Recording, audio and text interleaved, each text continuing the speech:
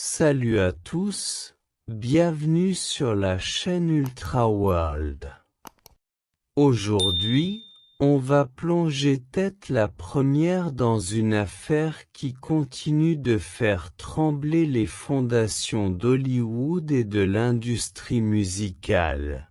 L'histoire de Sean Diddy Combs, ce magnate du hip-hop qui a bâti un empire sur des beats légendaires et des fêtes mythiques, mais qui se retrouve aujourd'hui au centre d'un tourbillon d'accusations, de rumeurs et de révélations judiciaires qui pourraient bien marquer la fin d'une ère. Imaginez des tunnels secrets censés relier sa villa luxueuse à Los Angeles au célèbre manoir Playboy, des perquisitions fédérales qui déterrent des armes, de la drogue et des milliers de bouteilles de lubrifiant, des fêtes décrites comme des orgies orchestrées avec une précision diabolique. Et maintenant, en septembre 2025, un procès qui s'achève sur un verdict mitigé. Avec une condamnation sur des charges moindres mais une bataille acharnée pour un acquittement ou un nouveau trial. C'est pas juste une histoire de scandale, c'est un miroir tendu à l'industrie du divertissement, où le pouvoir, l'argent et les excès se heurtent à la quête de justice. On va décortiquer tout ça pas à pas, en remontant aux origines des rumeurs, en explorant les faits avérés, en analysant les témoignages qui font froid dans le dos, et en regardant droit dans les yeux les développements les plus récents. Si vous êtes prêt pour un voyage long et intense, installez-vous confortablement, car on va y aller en profondeur, sans rien laisser de côté. Tout a commencé, comme souvent avec les grandes histoires de conspiration, sur les réseaux sociaux.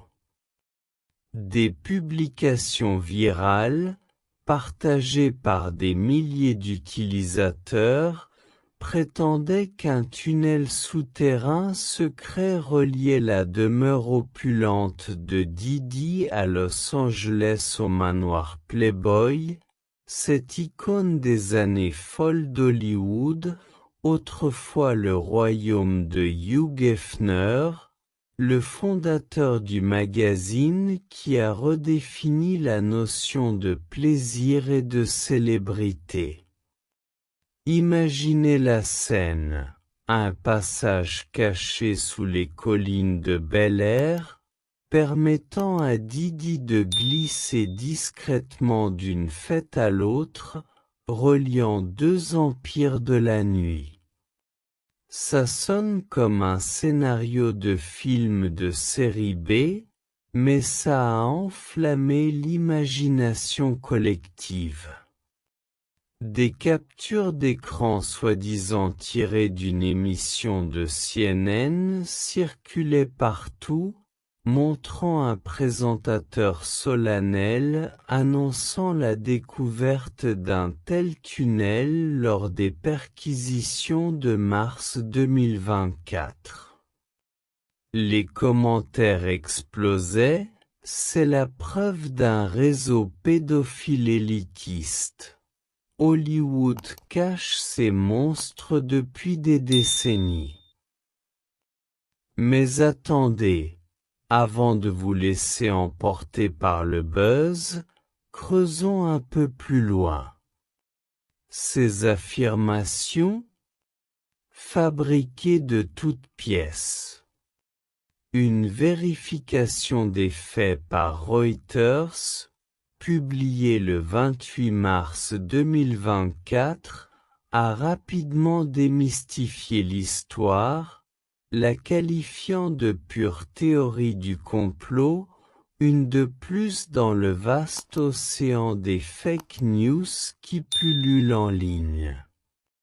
Emily Kuhn, porte-parole de CNN, a confirmé que l'image était manipulée, un collage grossier d'un vieux reportage sur des fouilles archéologiques, recyclé pour alimenter le feu.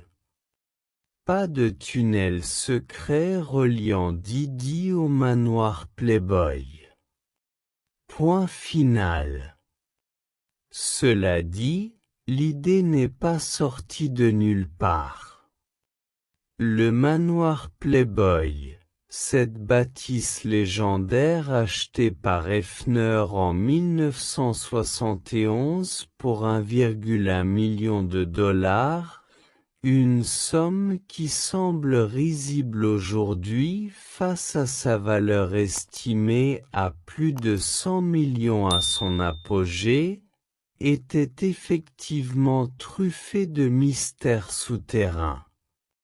Des articles d'époque, y compris un rapport désormais supprimé du magazine Playboy lui-même, décrivaient un réseau de tunnels secrets reliant la propriété à celle de voisins célèbres. Jack Nicholson, avec ses rôles iconiques dans The Shining et One Flew Over the Cuckoo's Nest, Warren Beatty, l'éternel séducteur de Shampoo, et même James Caan, le Sonny Corleone de The Godfather.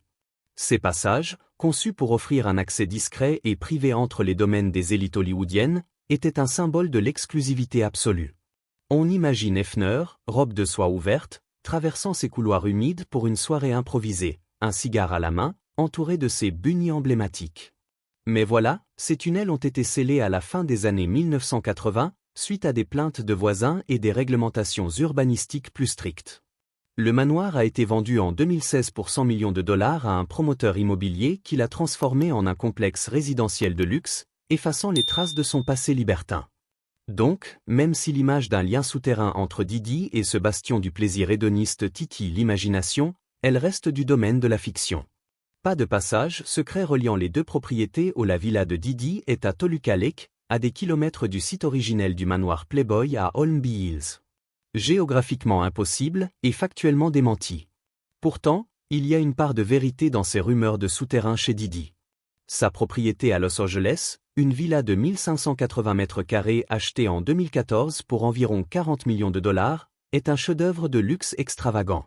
Selon un article détaillé du Los Angeles Times de cette même année, elle abrite une piscine de style lagon artificiel, complétée par une grotte artificielle et un tunnel de nage sous-marin qui permet de nager d'un bout à l'autre de la piscine sans refaire surface. Imaginez, l'eau turquoise qui ondule doucement, des lumières subaquatiques projetant des reflets mystiques sur les parois rocheuses factices, et ce tunnel qui évoque plus un spa high-tech qu'un repère de conspirateurs. La maison d'hôtes adjacente fait 280 mètres carrés, avec une salle de cinéma pour 35 places où Diddy a dû projeter des avant-premières privées, une salle de sport équipée comme un gym de célébrité, une cave à vin climatisée pour des millésimes rares, et cette fameuse maison de spa séparée, hammam turc fumant, salle de massage avec table chauffante, et même un salon de beauté pour des retouches de dernière minute avant une soirée. 8 chambres, 11 salles de bain, tout construit en 2014 avec un œil pour le détail opulent. Ce tunnel de nage? C'est du pur Diddy, un mélange de mystère et de démesure, mais rien de clandestin. Pas de lien avec Playboy, pas de réseau secret pour des évasions nocturnes. Juste un homme qui aime le spectacle, même sous l'eau. Mais si les rumeurs de tunnels sont bidons, ce qui s'est passé lors des perquisitions fédérales de mars 2024 est bien réel, et ça va vous glacer le sang. Tout commence par une opération massive. Des agents du FBI, équipés de gilets pare-balles et d'armes automatiques, investissent plusieurs propriétés de Diddy, sa villa de Los Angeles, son penthouse à Miami, et d'autres biens éparpillés sur la côte est. C'était une enquête en cours depuis des mois, menée par le département de la sécurité intérieure, avec des mandats signés par un juge fédéral. À l'époque, les détails étaient maigres, on parlait vaguement d'allégations graves, mais sans préciser. Diddy lui-même, surpris en pleine tournée promo pour son dernier album, a posté une story Instagram cryptique. Tout va bien, la famille d'abord. Mais derrière les façades, c'était le chaos. Les agents ont fouillé méthodiquement, tiroirs vidés, tapis soulevés, ordinateurs saisis. Et ce qu'ils ont trouvé? Une litanie d'éléments qui hurlent la préméditation et l'excès. Des AR-15, ces fusils d'assaut semi-automatiques controversés, illégaux dans certains États sans permis spéciaux, entassés dans des coffres-forts. De la drogue, cocaïne, ecstasy, kétamine cachée dans des compartiments secrets. Et puis, le détail qui a fait le tour du monde, plus de 1000 bouteilles de lubrifiant personnel et d'huile pour bébé, alignées comme dans un entrepôt industriel. Pas une ou deux pour une soirée romantique, des caisses entières, suggérant une organisation quasi-logistique pour des événements impliquant des dizaines, voire des centaines de personnes. Ces découvertes ont été consignées dans un acte d'accusation fédéral de 14 pages, rendu public en septembre 2024, qui peint le portrait d'un homme dont les fêtes n'étaient pas de simples rassemblements festifs, mais des opérations structurées autour de la coercition et du contrôle. L'enquête, on le sait maintenant, porte sur des accusations lourdes, traite d'êtres humains à des fins sexuelles, en violation du Mann Act de 1910 qui interdit le transport interstate de personnes pour la prostitution. Racketeering, ce chef d'accusation mafieux qui transforme des actes isolés en une entreprise criminelle organisée. Intimidation de témoins, avec des allégations de menaces physiques et verbales pour faire taire les victimes. Et des violations des lois fédérales sur les armes. À feu. Les procureurs ont élargi le scope au fil des mois, incorporant des plaintes civiles déposées par d'anciennes partenaires et employés. Lors des perquisitions, ils ont aussi saisi des appareils électroniques, disques durs, iPads, serveurs, contenant des vidéos et des photos liées aux fameuses freak-offs, ces fêtes décrites comme des marathons sexuels forcés. Des images floues, mais accablantes, montrant des participants drogués, filmés sans consentement. Tout ça a choqué non seulement le public, mais l'industrie entière. Universal Music Group, où Diddy a été un pilier pendant des décennies, a gelé ses royalties, MTV a rayé ses classiques des playlists. Et même des artistes comme Usher, qui a grandi sous son aile chez Bad Boy Records, ont pris leur distance publique. Parlons maintenant de ces freak-offs, car c'est le cœur noir de l'affaire, le fil conducteur qui relie les rumeurs aux faits judiciaires. Ces soirées, lancées dans les années 2000, étaient d'abord vues comme l'apogée du lifestyle Diddy. Des invitations exclusives pour célébrités, influenceurs et modèles, dans des lofts de Manhattan ou des yachts au large de Miami. Pensez à des bouteilles de Dom Pérignon qui coulent à flot, des DJ-sets avec des guests comme Gigi ou Marie J. Blige, des tenues sur mesure et une ambiance où le champagne semble ne jamais se tarir. Mais sous la surface scintillante, des témoignages émergents révèlent un versant sinistre. John Deal, un ancien garde du corps de Diddy qui a travaillé pour lui pendant plus de 10 ans, a brisé le silence dans une interview explosive avec News Nation en 2024. Ces fêtes n'étaient pas ce que les gens pensaient, a-t-il dit, la voix tremblante. Beaucoup de femmes arrivaient innocentes, attirées par la gloire. Mais une fois dedans, c'était un piège. Selon Deal, l'équipe de Diddy, y compris des assistants et des barman complices, mélangeaient discrètement des substances dans les boissons, GHB, la drogue du viol, ou des benzodiazépines pour désinhiber sans alerter. Même les invitées prudentes, qui évitaient les cocktails suspects en optant pour du jus d'orange ou de canneberge, se faisaient avoir. On glissait ça dans tout, confie Deal. Les jus, les mocktails. Elles pensaient boire innocent, mais en 1 heure, elles étaient perdues. Deal n'est pas le seul à parler. Rodney Lil Rod Jones, un producteur qui a travaillé sur l'album The Love Album de Diddy en 2023, a déposé une plainte de 60 millions de dollars en février 2024, alléguant non seulement du harcèlement sexuel mais aussi des caméras cachées dans les studios et les maisons de Diddy. Des micros et des lentilles partout, écrit-il dans les documents judiciaires. Enregistrant des moments privés avec des cadres d'Universal, des stars comme Lucian Grange, et même des politiciens. Grange, le PDG d'Universal Music Group, n'a pas été inculpé, mais son nom apparaît dans la plainte comme un témoin potentiel, alimentant les spéculations sur un réseau plus large. Jones décrit des fêtes où des femmes étaient sélectionnées comme du bétail, transportées d'État en État via des jets privés, une violation flagrante du Mann Act. Roger Bon, chef de la sécurité de Diddy de 2003 à 2012, a corroboré ça dans une autre interview pour Cuomo sur News Nation, on faisait voyager des dizaines de femmes par semaine. Des hôtels, des suites, et des hommes inconnus invités dans les chambres sans avertissement. C'était du trafic pur et simple. Ces révélations ne sont pas isolées, elles s'entrelacent avec une vague de plaintes civiles qui a submergé les tribunaux depuis novembre 2023. La plus médiatisée? Celle de Cassandra Cassie Ventura, l'ex-compagne de Diddy pendant plus d'une décennie dans les années 2000. Chanteuse signée chez Bad Boy, Cassie a déposé une plainte fédérale à New York accusant Diddy de viols répétés, de violences physiques, coups de poing, strangulation et de coercition psychologique. Il me contrôlait tout, a-t-elle déclaré dans les documents. Mes sorties, mes amis, même mes tenues.